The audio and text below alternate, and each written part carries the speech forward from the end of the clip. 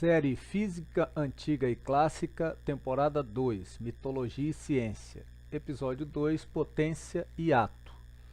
Os livros que indiquei no episódio anterior não são somente para os físicos, mas para todas as pessoas que estão cursando ou já cursaram o ensino médio. Com esses livros não será possível entender a física quântica, mas certamente esclarecerão sobre muitas coisas que a física quântica não é. Isto será muito importante para essa temporada, na qual explicarei por que acredito que a física moderna não derrubou a física antiga, apenas demonstrou detalhes que não eram possíveis na época de Aristóteles, graças, primeiramente, à base da ciência antiga que possibilitou o desenvolvimento da ciência e tecnologia atual. Vamos então trazer a filosofia aristotélica a partir do que é ensinado aos alunos do ensino médio atual, visando ser aprovado no Enem. O site blogdoenem.com.br apresenta como definições da física de Aristóteles em relação ao ato e potência. 1. Ato é a manifestação atual do ser aquilo que ele já é. Por exemplo, a semente em ato é uma semente. E potência são as possibilidades do ser, capacidade de ser, aquilo que ainda não é, mas que pode vir a ser. Por exemplo, a semente é em potência a árvore. Vamos analisar primeiro essas explicações. Seria mais correto dizer que uma semente tem potência para se tornar uma planta. Uma semente de melancia tem a potência de se tornar um pé de melancia, mas não tem potência para se tornar um pé de manga. Mas a confusão continua. O autor acrescenta a explicação de que a árvore em ato continua uma árvore, mas ela pode tornar-se, com a ajuda de fatores externos do homem, por exemplo, um lápis, uma mesa, uma casa, ou ainda pode dar flores e frutos. Não é bem assim. Uma árvore tem potência para produzir fruto e semente. Uma árvore não tem potência para voltar a ser fruto ou semente. O ser humano é que tem potência de transformar uma árvore em lápis, mesa, violão, etc. O autor conclui dizendo que a forma ou o formato mudou, mas a matéria não mudou. Neste caso, o autor acrescenta um conceito abstrato, matéria-prima, como se fosse matéria no sentido de substância. No caso citado, podemos dizer que a madeira da árvore foi usada como matéria-prima para produzir lápis e mesa pelo ser humano.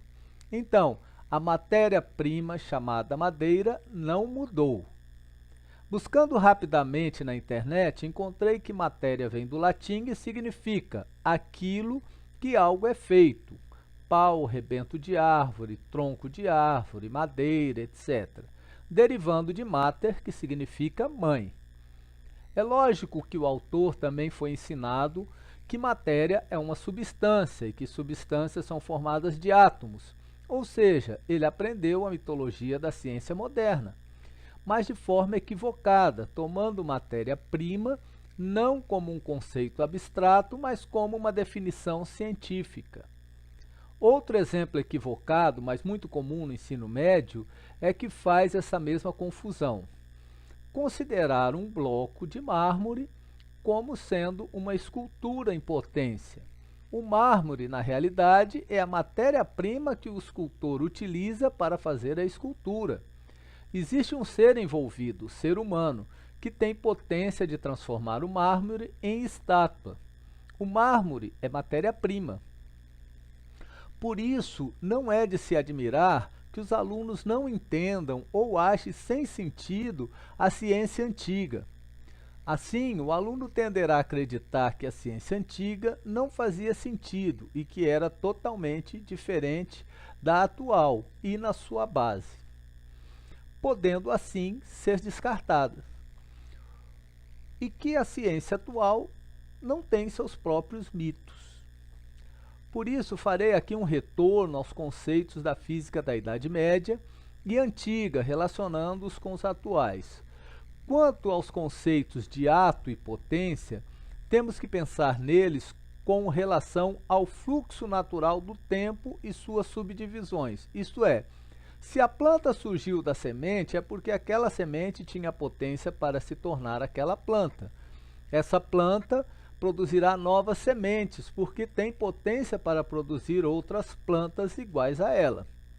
Porém, a planta não tem a potência para ela mesma voltar a ser semente. É essa sequência de potência e ato que nos diz o fluxo natural do que chamamos tempo. Por isso, sugiro pensarmos ato e potência como um conceito ampliado de causa e efeito. No tempo, a potência sempre antecede o ato, da mesma forma que a causa sempre antecede o efeito. A partir do próximo vídeo, continuaremos fazendo essas considerações sobre os conceitos da física antiga e da física clássica. Inscreva-se no canal para acompanhar esses vídeos. Curta e compartilhe para que mais pessoas possam se inscrever e acompanhar.